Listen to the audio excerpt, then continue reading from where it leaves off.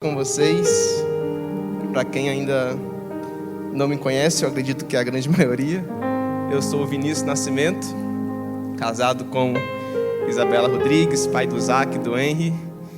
E nós não somos de Curitiba, nós somos lá de Vitória, Espírito Santo. E desde 2019 a gente está morando em terras paranaenses, mas não em Curitiba. A gente estava lá no Centro Bible College, lá na colônia Vitimarsum. Quem que já conhece o Vitimarsum? Já foi lá? Dizem que tem uma usina malte lá, uma cervejaria muito boa. Dizem, né? Não sei. E esse ano Deus nos direcionou para voltarmos para a cidade, aqui para Curitiba.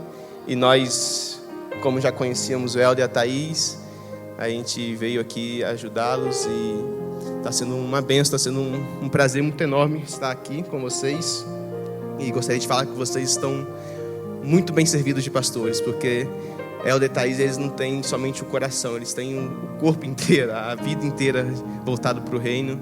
E é muito gratificante ver essa paixão que vocês têm para essa igreja, para essas pessoas. Então, obrigado pela oportunidade, né, pela poder abrir as portas aqui para poder estar falando. E sem mais delongas, meu tempo já está curto aqui. Já cortaram um pouquinho do meu tempo aqui, né, João Pedro? Mas enfim, essa manhã eu gostaria de falar um pouco sobre quais são as vozes que têm influenciado a sua vida. Quais são as vozes que você tem ouvido e você tem deixado essas vozes se tornarem verdades dentro de você. Eu estava pesquisando e eu descobri que quando a criança ela está ali no ventre da mãe dela, o primeiro sentido que é formado é a audição da criança. Não sei se alguém já conhecia isso, já sabia disso, mas é muito interessante essa informação, porque o primeiro sentido que a criança desenvolve é a audição. É por isso que as mães sempre ficam falando para os pais: ei, conversa com seu filho, ele entende. Quem que é pai e passou por isso? Não é assim? A mãe: ei, conversa aqui com o bebê, fala que você ama ele, ele entende, ele já entende. Só que é engraçado esse entende, né? Porque quando a criança cresce, você quer corrigir a criança, o que a mãe fala? Não fala assim com o bebê, porque ele não entende. Eu falei, ué, mas quando estava na barriga entendi, e agora que saiu da barriga não entende? Que mistério é esse? Mas isso é muito interessante, porque desde criança, desde o ventre ali, os seus pais já podem ter dito palavras para você e que pode ter influenciado toda a sua vida. Então, se você está nesse processo agora, que você está com uma mulher grávida em casa, você é pai, você é mãe, comece a declarar vida sobre essa vida que está dentro de vocês. Comece a declarar vida sobre esse bebê. E é interessante essa coisa do ouvir, de quais são as vozes, porque essas vozes, elas influenciam nossas vidas. É assim desde o princípio, desde lá do Éden. Quem que lembra a historinha de Adão e de Eva? Deus criou o homem, depois formou a mulher e colocou os dois ali no jardim. E Deus manda eles guardarem o jardim, vigiar o jardim. Só que o que acontece? Vem a serpente e começa a falar no ouvido de Eva. Começa a colocar palavras ali. E eu gostaria que você abrisse a sua Bíblia agora em Gênesis 3:8. Gênesis 3, perdão. Versículo 1.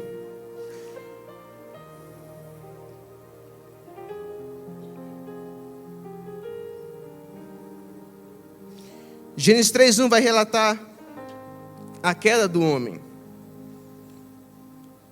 E vai falar assim, ora, a serpente era o mais astuto de todos os animais selvagens que o Senhor Deus tinha feito. E ela perguntou à mulher: foi isso mesmo que Deus disse? Não comam de nenhum fruto das árvores do jardim? Olha só que interessante. Olha o que você está falando. Olha, não foi assim que Deus falou? Não comam de nenhum fruto das árvores do jardim? Só que Deus nunca tinha falado isso. O que Deus falou para Eva foi: não coma do fruto do conhecimento do bem e do mal. De todas as outras você pode comer, mas do conhecimento do bem e do mal você jamais comerá. E a serpente, começa a falar algo parecido para confundir a cabeça de Eva. E Eva cai ali no papo da serpente e responde, verso 2. Podemos comer do fruto das árvores do jardim, mas Deus disse: não comam do fruto da árvore que está no meio do jardim e nem toquem nele, do contrário vocês morrerão. Então Eva já acrescentou uma outra coisa, não tocar. Deus nunca falou que não podia tocar. Deus só tinha falado, não coma. Eva já acrescentou. E aí rola um papo ali entre a serpente e a mulher. Vocês conhecem a história. A Eva vai, come o fruto, depois dá para Adão. E no verso 8 vai acontecer algo muito interessante. Gênesis 3:8. Ouvindo o homem e a sua mulher os passos do Senhor Deus, que andava pelo jardim quando soprava a brisa do dia, esconderam-se da presença do Senhor Deus entre as árvores do jardim. Mas o Senhor Deus chamou o homem perguntando, onde você está? E ele respondeu, verso 10. Ouvi os teus passos no jardim e fiquei com medo, porque estava nu, por isso me escondi. Verso 11. E Deus perguntou, quem disse que você estava nu? Você comeu do fruto da árvore do qual eu proibi comer? E olha que interessante essa pergunta de Deus. Quem disse que você estava nu? Adão e Eva, eles sempre estiveram nus. Eles sempre estavam andando ali sem roupa no jardim. Mas a partir do momento que eles comeram do fruto, os olhos deles se abriram, eles perceberam que estavam nus. Se vocês lerem ali o versículo antes, vocês vão ver isso. E eles quiseram fazer folhas ali para cobrir, quiseram fazer vestes para se cobrir. E aí quando Deus vem ao encontro deles, Deus fala, Adão, Eva, cadê vocês? E eles respondem, Deus, eu vi que você estava chegando. E como eu estava nu, fiquei com medo e me escondi. Mas Deus fala, quem disse que você estava nu? Quem falou isso? A quem você está dando os seus ouvidos? É a mesma coisa que o Zac chegar para mim de repente um dia, falar, papai, eu não presto, papai, eu sou um merda. Eu vou virar para ele, ô Pia, quem falou isso? Quem está te influenciando dessa maneira? Eu nunca falei isso a seu respeito. Mamãe nunca falou isso a seu respeito. Quem está te influenciando? Quem disse que você estava nu? A quem você está dando ouvido? E o Zac está numa fase, esse ano ele foi para a escolinha, aí você fica um pouco triste, né? Porque ele começa a aprender coisas que você não ensina lá na escolinha. Começa a cantar umas musiquinhas, você fica perdido, fala, mas que música é essa? Eu não ensinei você a cantar essa música. E tudo que ele vê as pessoas fazendo, ele aprende. Quem disse que você estava nu? As palavras têm poder. Eu devo falar que o poder da vida está na língua. A sua palavra tem poder de gerar vida ou de gerar morte. E mais do que isso, o que você ouve também tem o poder de gerar vida ou gerar morte dentro de você. Porque as vozes, elas vão vir, as vozes vão continuar aí, surgindo. A diferença é, você vai deixar ela passar direto e sair do outro lado, ou se você vai deixar ela entrar e descer para o coração. O problema não é ouvir as vozes, porque elas vão vir. O problema é quando você aceita certas vozes como verdade sobre a sua vida. E vozes essas que Deus nunca disse a seu respeito. Talvez mentiras que Deus nunca disse a seu respeito, você toma como verdade. E é sobre isso que eu quero falar essa manhã. A gente não pode controlar o que as pessoas falam a nosso respeito, o que as pessoas falam para nós. Só que nós podemos controlar aquilo que a gente aceita como verdade. E talvez você tenha ouvido, e aqui eu quero dar alguns exemplos de algumas vozes que talvez você tenha escutado, ou quando criança, ou até mesmo agora na fase adulto, e que você, por algum momento, tomou isso como verdade. Mas Deus te trouxe aqui nessa manhã para dizer que essa não é a verdade dele a seu respeito. E talvez a voz que você tenha ouvido é a voz da tentação, como aconteceu com Adão e Eva, ou como aconteceu com Jesus lá no deserto.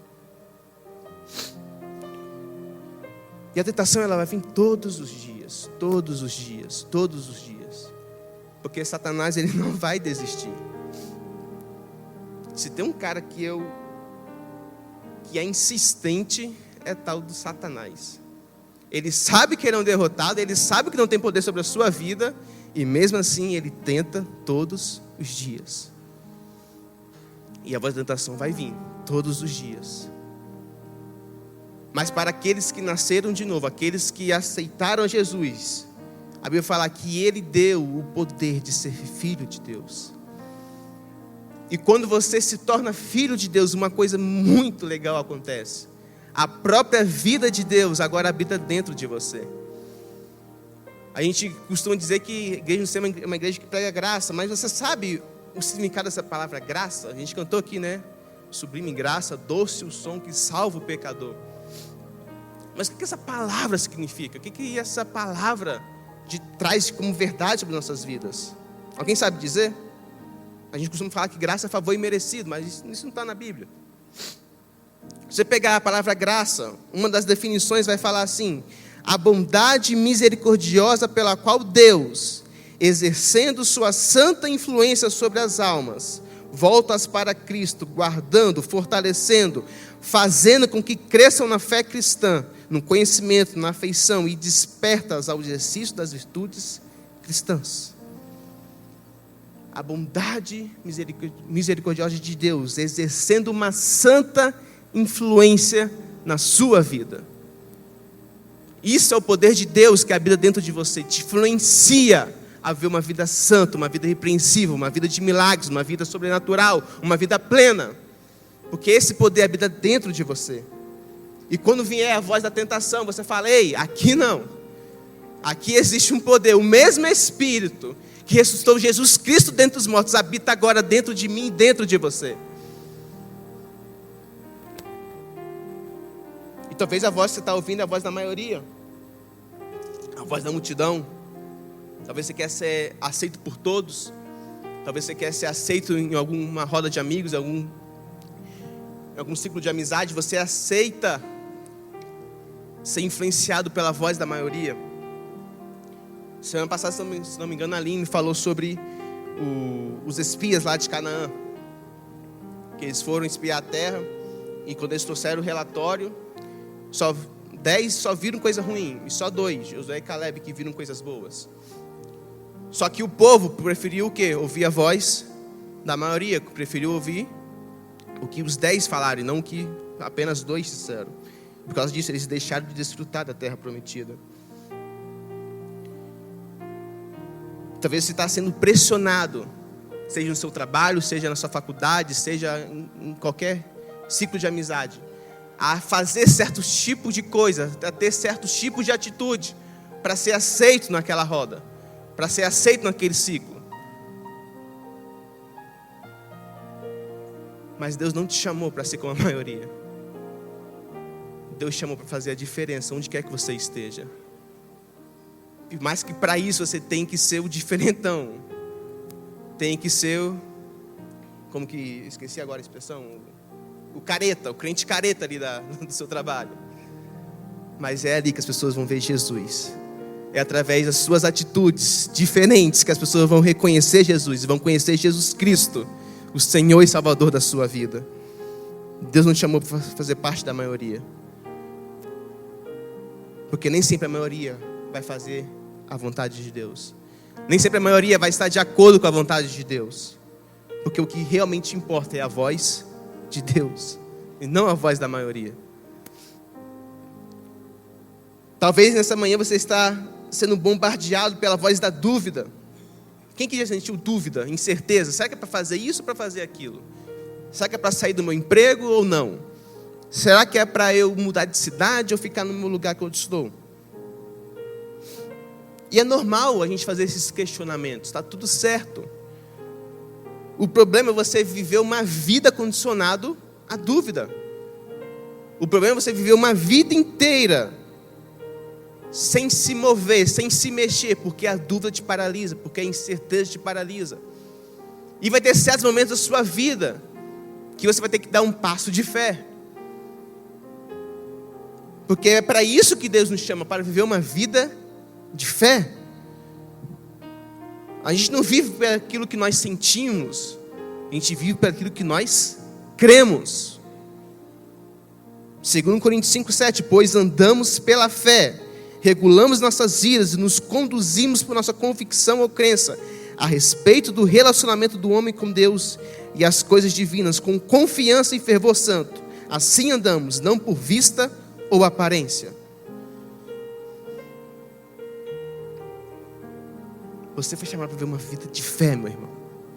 A dúvida vai vir? Vai vir. A certeza vai vir? Vai vir. Mas tenha ousadia para andar em fé.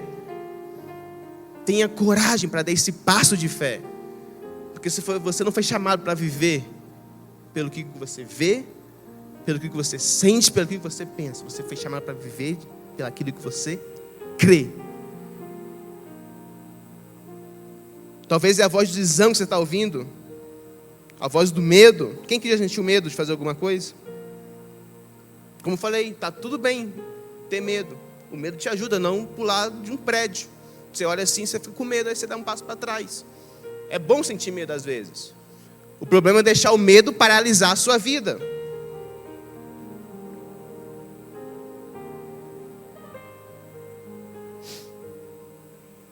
E a Bíblia também fala em 2 Timóteo que Deus não nos deu um espírito para que nos torne medrosos, mas pelo contrário, Ele nos deu um espírito que nos enche de poder e de amor.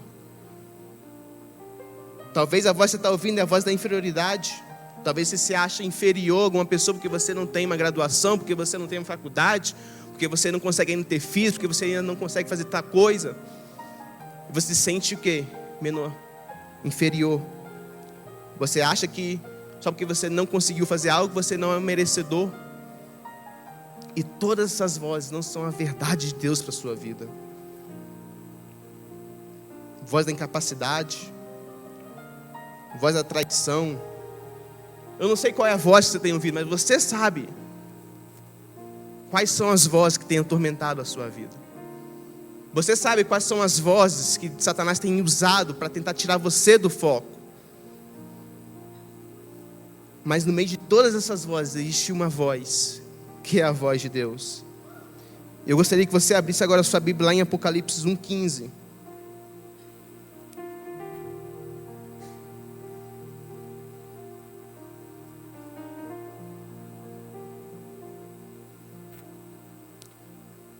Em Apocalipse 1:15, João vai ter uma visão.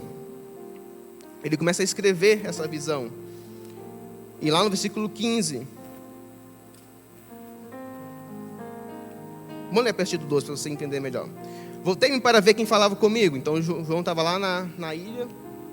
E de repente apareceu lá um anjo, para ele escrever. Ele olhou para trás para ver quem estava falando com ele. E vi 7 candelabros de ouro. E começa a descrever quem estava falando com ele. E entre os candelabros alguém semelhante a um filho do homem, com uma veste que chegava aos seus pés, um cinturão de ouro ao redor do peito.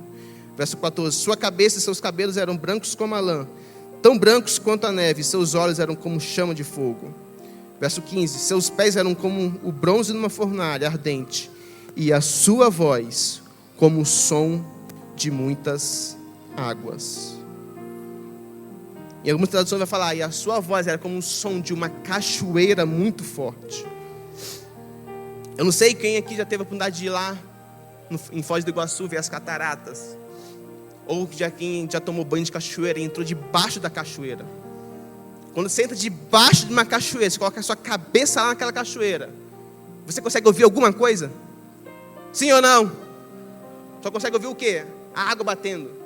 Aquele barulho ensurdecedor no seu ouvido. É dessa forma que Deus fala com você. A voz dele é tão forte, é tão perceptível, que é como a voz de uma cachoeira muito forte. E é assim que ele deseja falar com você todos os dias. A voz dele é tão alta, tão forte, que todas as outras vozes se tornam ruídos perante a voz do Senhor.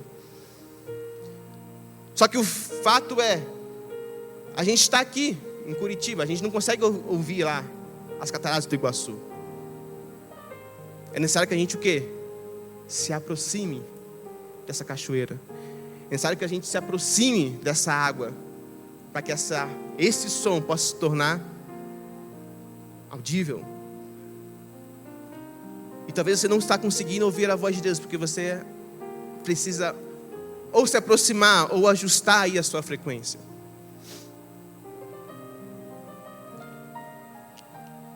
Mas Vinícius, como posso ter certeza que é a voz de Deus? Como posso ter certeza que realmente é Deus que está falando comigo? Como posso ter certeza que não é meus pensamentos, não são coisas aleatórias da minha cabeça?